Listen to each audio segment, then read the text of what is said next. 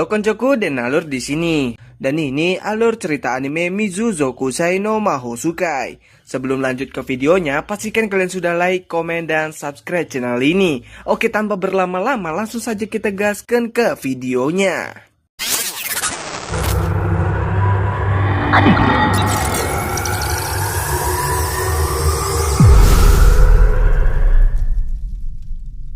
Pemuda bernama Ryo Mihara dihidupkan kembali setelah meninggal karena sebuah kecelakaan. Malaikat memberikannya beberapa pilihan untuk ia hidup di dunia barunya, di mana Ryo memilih untuk hidup santai dan damai. Malaikat pun memberikan kehidupan baru di dunia bernama Pai, di mana 20% penghuni dunia Pai bisa menggunakan sihir. Kini Ryo hidup di hutan Rondo dengan bakat sihir air yang diberikan oleh malaikat. Selain itu, terdapat juga buku tentang monster-monster di dunia ini yang bisa Ryo pelajari, serta pasokan makanan selama 2 bulan yang sudah disiapkan oleh malaikat. Selain itu, rumahnya juga dibuat agar monster menjauhi lingkungan rumahnya. Ryu hidup damai sembari melatih sihir airnya. Seperti yang diberitahukan malaikat, Ryu hanya dapat menggunakan sihir air saja. Untuk membuat api, Ryu harus bekerja lebih ekstra. Namun hasilnya gagal. Tapi dengan pengetahuan kehidupan sebelumnya, dengan membayangkan perubahan air menjadi beku, dia dapat mengubahnya menjadi es yang menciptakan sebuah lensa pembesar. Yang hal itu ia gunakan untuk memantulkan cahaya matahari ke sebuah kayu yang membuat kayu itu pun terbakar. Walau hidup damai, pada akhirnya Ryu harus pergi berburu karena pasokan makanannya hanya akan bertahan selama 2 bulan saja. Sebelum Ryu berburu, dia juga harus berlatih serangan sihir airnya. Bahkan dia juga melatih sihir esnya yang sudah ia ciptakan. Seperti yang dikatakan oleh malaikat, kalau pondasi sihir adalah imajinasinya.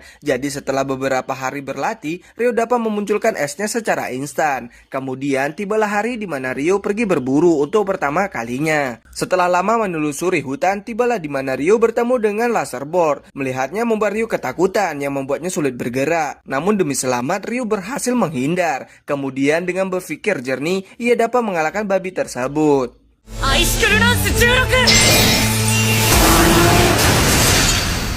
Keesokan harinya, Ryo kembali berburu setelah membaca buku tentang monster. Di buku mengatakan kalau monster tertinggi ialah naga yang dapat menghancurkan kota dengan mudah. Selain itu terdapat iblis yang tidak diketahui asal-usulnya. Tertulis di sana kalau bisa jangan sampai bertemu dengan iblis. Kemudian di hutan, Ryo bertemu dengan Assassin Hawk yang memiliki serangan udara yang tajam. Namun Ryo berhasil memukul mundur dengan sihir esnya.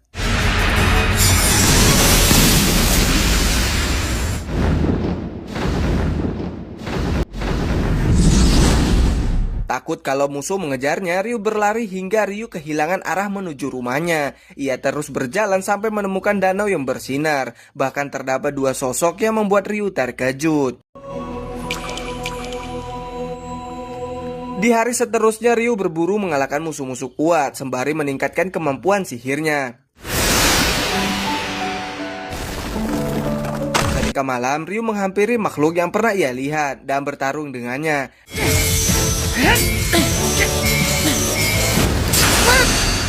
Namun makhluk itu terlalu kuat untuk Ryu. Siapa sangka makhluk itu tidak menyakiti Ryu. Bahkan Ryu merasa dilatih olehnya. Bahkan Ryu juga diberi pedang oleh makhluk tersebut.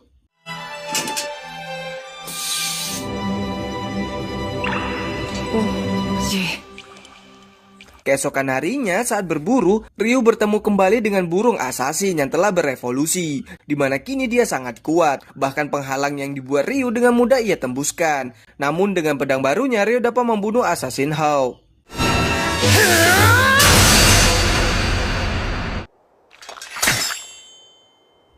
Setelahnya, seekor naga menghampirinya, di mana lewat telepati sang naga berbicara padanya. Dia bertanya tentang burung tadi, tapi Ryu telah mengalahkannya. Naga itu pun memuji. Selain itu, sang naga tidak percaya kalau Ryu memiliki pedang dari Raja Peri. Kemudian mereka mengobrol hingga sore hari. Sementara malaikat terkejut karena Ryu memiliki kemampuan tersembunyi, yaitu muda abadi. Keesokannya saat menjelajahi tepi laut, Ryu menemukan sebuah kapal yang terdampar, di mana terdapat 1 manusia yang telah tewas dan 1 manusia yang selamat. Karena itu dia membawanya pulang. Pria itu sudah berada di suatu tempat yang tidak dikenalnya. Begitu juga dengan Ryu. Walau begitu dia berterima kasih telah diselamatkan. Ryu juga mengaku kalau dia adalah penyihir yang menggunakan sihir air. Kemudian Abel meminta Ryu menemaninya ke pantai karena ada sesuatu yang ingin ia pastikan. Namun setelah berada di sana, barang yang Abel cari tidak ada. Selain itu, Abel bilang kalau dia tidak bisa di sana terus-menerus karena dia harus berkumpul dengan teman-temannya yang berada di Kota Lun. Jarak Kota Lun dari hutan Rondo sangatlah jauh. Jadi Abel memohon pada Ryu untuk membantu jalan sampai ke Kota Lun untuknya, di mana Abel tidak tahu arah yang harus ia mulai. Setelah berpikir, Ryu menerimanya.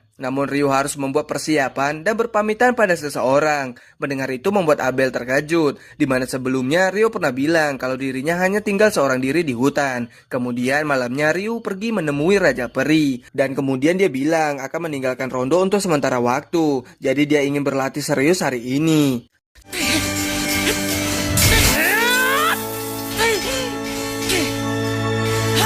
Setelah berlatih, Ryu berpamitan dan berterima kasih atas latihan yang ia berikan. Lalu Raja Peri memberikan sebuah baju untuk Ryu gunakan. Keesokannya mereka mulai melakukan perjalanan, di mana di perjalanan mereka berhadapan dengan Lizard yang dengan mudah Ryu jatuhkan. Hal itu membuat Abel terkejut karena Ryu menggunakan sihir tanpa tongkat yang biasanya para penyihir gunakan. Abel juga menjelaskan kalau di Kota Lun berada di kerajaan Kenaikli. Sementara di kerajaan Kenaikli itu dibagi dari provinsi pusat, salah satu dari 3 negara utamanya. 2 lainnya itu kerajaan Debui dan Federasi Handaliu. Melanjutkan perjalanan di mana mereka bertemu dengan Golem yang sangat kuat. Walau sudah diserang oleh Abel, tapi Golem dapat memulihkan tubuhnya dengan cepat. Tapi Ryu dengan sihir esnya dengan mudah mengalahkan semuanya.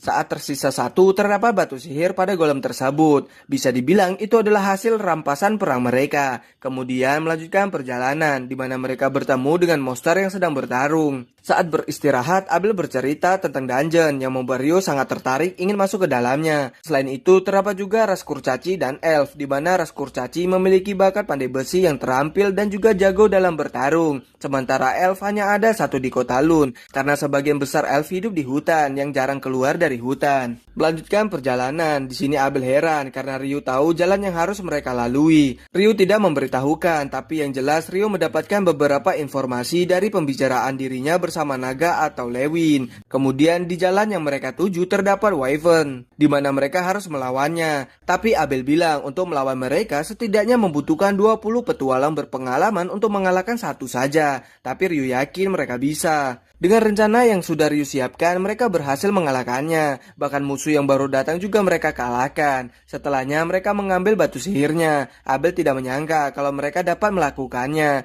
Setelahnya mereka melanjutkan perjalanan hingga menemukan sebuah jalan, di mana kata Abel jika mereka menelusuri jalan itu ke barat, mereka seharusnya bisa mencapai kota Kailadi. Jadi mereka pun bergegas ke sana. Hingga singkat cerita sampailah mereka di sebuah kedai, di mana Abel menyarankan Ryu untuk mendaftar ke Serikat Petualang karena kartu serikat bisa berfungsi sekaligus sebagai identitas. Dengan itu kota serta negara akan membebaskan biaya masuk untuk Ryu. Saat berburu monster, Ryu juga bisa mendapatkan uang dengan menjual batu sihir dan material dengan harga yang bagus. Kemudian makanan pun datang, di mana Ryu tidak menyangka di dunia ini ternyata terdapat kare yang membuat Ryu sangat lahap memakannya. Setelahnya mereka melanjutkan perjalanan yang cukup panjang hingga tibalah mereka di Kota Lun. Sesampainya di kota, Abel berniat langsung ke serikat untuk mendaftarkan Ryu. Selain itu, jika bersama dengan Abel, Ryu bisa langsung naik pangkat registrasinya. Ketika mendaftar di serikat, umumnya Ryu akan mulai dari peringkat bawah yaitu F. Tapi dengan dukungan dari petualang peringkat B atau lebih tinggi, Ryu bisa mulai dari E atau D, di mana semakin tinggi peringkatnya, semakin tinggi pula permintaan yang bisa ia terima.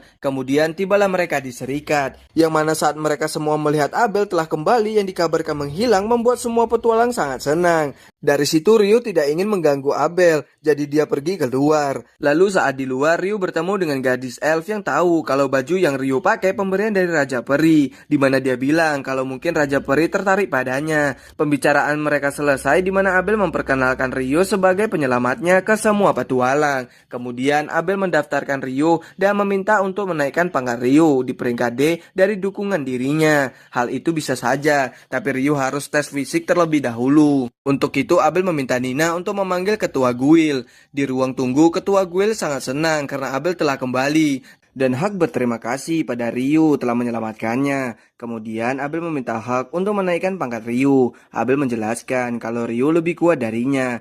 Karena di perjalanan mereka telah banyak mengalahkan Wyvern dengan bukti batu sihirnya. Mereka berburu Wyvern di Gunung Musakat, di mana gunung itu katanya tidak ada seorang pun yang bisa selamat melewati gunung tersebut. Namun mereka berdua selamat melewati gunung itu. Abel menyadarinya saat mereka menemukan jalan menuju Kailadi. Dengan melihat batu sihir sebanyak itu sudah cukup membuktikan kalau Ryu kuat. Kemudian partian Abel menyambut kedatangannya kembali. Hak bilang pada Ryu kalau partian mereka bernama Pedang Merah Tua, yang paling populer di kota dan berisikan orang-orang berbakat. Selain itu Hak juga telah lama mengenal Abel, jadi dia bisa pastikan kalau Abel sangatlah berbakat. Kemudian setelah selesai mendaftar, Nina bilang tentang dungeon dan hal-hal yang perlu diwaspadai saat berada di dungeon. Selain itu Ryo diminta datang lagi ke Serikat untuk mengikuti kursus bulan ini. Setelahnya Ryu diajak Abel untuk pergi beli baju dan tongkat. Namun Ryu tidak begitu membutuhkannya, karena tanpa tongkat dia bisa menggunakan sihir. Selain itu di pertarungan jarak dekat dia bisa menggunakan pedang.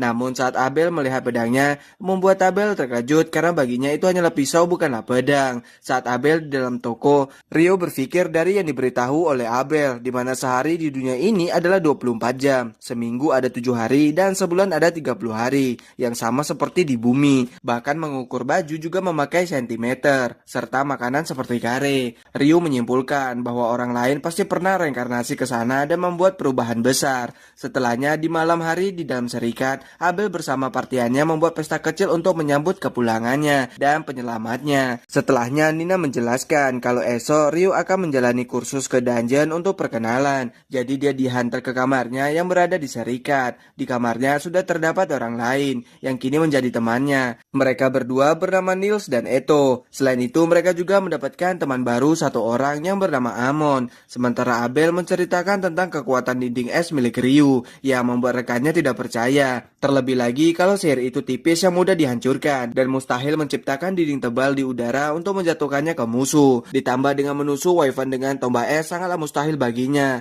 Walau Abel sudah bilang kalau memang itulah yang terjadi, tapi Lin masih aja ngeyel kalau itu mustahil dilakukan. Sementara Ria pernah dengar kalau satu-satunya orang yang mampu melakukan itu hanyalah penyihir Inferno. Dikatakan dia mampu membakar ribuan pasukan kekaisaran hanya dengan satu rapalan, menghanguskan Wyvern menjadi abu dengan mantra tunggal, serta melenyapkan sebuah kota dari peta dengan satu seruan.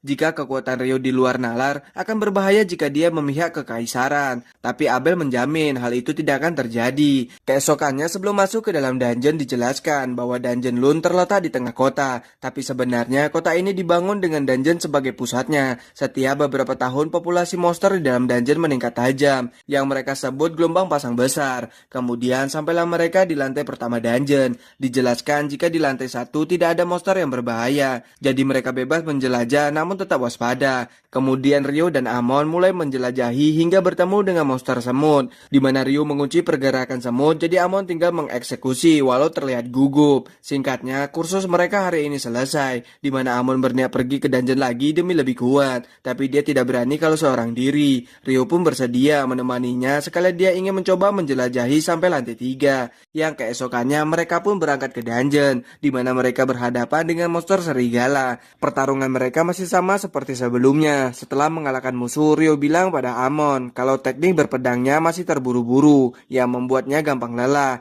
Jadi Ryu menyuruh Amon untuk terus berlatih agar staminanya juga bertambah. Walau Abel berbakat, dia juga perlu latihan agar menjadi lebih kuat lagi. Kata-kata itu memotivasi Amon. Setelahnya Ryu pergi ke sebuah perpustakaan untuk mempelajari pengetahuan soal alkimia. Tapi dia perlu memiliki buku sendiri untuk dipelajari. Saat memikirkan itu, tiba-tiba terjadi gerhana matahari yang membuat seluruh kota menjadi gelap. Di situasi tersebut, Ryu merasakan seluruh dunia terasa berbeda hingga tiba-tiba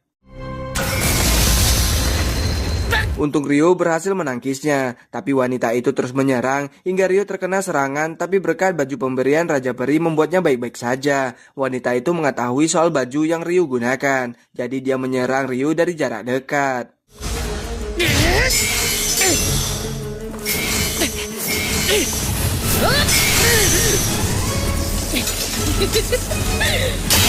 Namun semua serangannya dapat ditahan oleh Ryu. Bahkan sihirnya juga dihentikan oleh Ryu begitu cepat, yang membuat musuh bertanya-tanya siapa Ryu sebenarnya. Musuh menganggap Ryu berbahaya, jadi dia berniat membunuh Ryu. Di mana musuh meremehkan Ryu yang padahal Ryu belum serius melawannya, hingga suatu serangan yang dapat melukainya. Namun musuh memiliki pemulihan cepat hingga membuat Ryu terlempar. Tapi Ryu sudah menyiapkan sebuah serangan yang membuat musuh kesakitan, tapi dia berhasil selamat. Di mana saat dia akan menyerang lagi, tapi dia sudah kehabisan waktu, walau dia sangat menikmati pertempuran ini. Selain itu, dia tidak dapat mengendalikan ruang pengasingan yang spesial ini. Musuh bernama Uraka, yang mana Ryu sudah mengetahui kalau dia adalah iblis. Sebelum Uraka pergi, dia bilang kalau dia atau salah satu dari mereka akan bertemu lagi dengannya. Tapi dia memastikan kalau hanya Uraka yang akan membunuh Ryu. Setelah gerhana berlalu, Uraka pergi. Setelah itu, Ryu malah kepikiran untuk membeli buku untuk ia pelajari. Setelah mengambil uang, Ryu melihat teman sekamarnya dihajar oleh petualang lain.